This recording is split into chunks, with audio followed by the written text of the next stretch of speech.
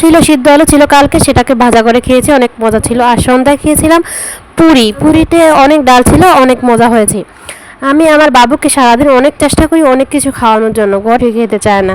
তারপর সিদ্ধ করলাম কয়েলের ডিম, কিন্তু কয়েলের ডিমটাও খাওয়ানোর জন্য নানান রকম বাহানা করছি, কোনো কিছু বাহানা ছাড়াই সে খায় না। এই আলুগুলো কালকে সিদ্ধ করেছিলাম, সবাই সিদ্ধ আলু খেতে অনেক পছন্দ করে। এগুলো হচ্ছে আমাদের বাড়ি থেকে আনা নিজেদের জমিনের আলু। তো সেই আলু সিদ্ধ করে সবাই মিলে খেয়েছিলাম, আর কয়েকটা ছিল। তো এগুলো যদি আজকে আমি এভাবে ভাজা করে না খাই, তাহলে কালকে সেগুলো ফেলে দিতে হবে বা নষ্ট হয়ে যাবে।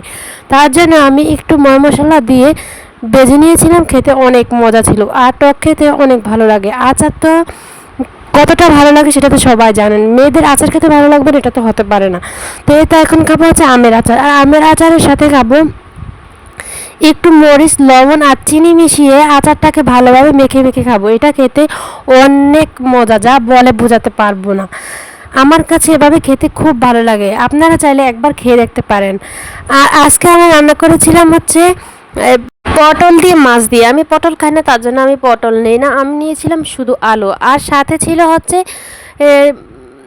পাঙ্কাশ মাছ, জাতীয় মাছ। বেশিরভাগ মানুষই পাঙ্কাশ মাছ খেতে অনেক পছন্দ করে, তবে আমার কাছে অত একটা ভালো লাগে না, কিন্তু বাচ্চাদের জন্য খুবই ভালো। এটা খেলে বাচ্চাদের শরীরে অনেক রক্ত হয়, তার জন্য বাচ্চাদের জন্য এটা অনেক ভালো।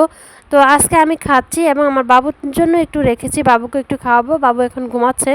তারপর সাথে ছিল হচ্ছে কালা বাগুনের ভর্তা। কালা বাগুনের ভর্তা খেতে তো সবাই পছন্দ করে, তো আমারও ভর্তা খেতে খুব ভালো লাগে, তার জন্য ভর্তা বানানো হয়েছে।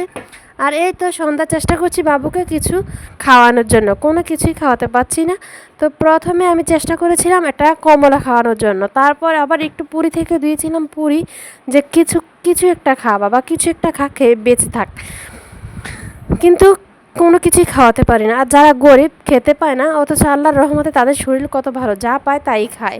এটা বিস্কুট কিনে খাওয়ানোর মতো টাকা অনেকের নেই, কিন্তু খাওয়ার জন্য বাচ্চাটা কত ছটপট করে আমি দেখেছি। কিন্তু আমার বাবুটাকে আমি কিছুই খাওয়াতে পারি না।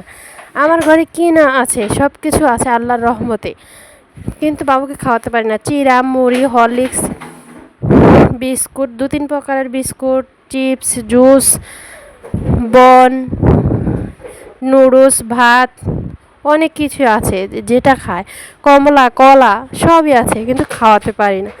আর এই তো কালা বাগানগুলো সিদ্ধ করছি, সিদ্ধ করেই ভর্তা বানাতে হবে।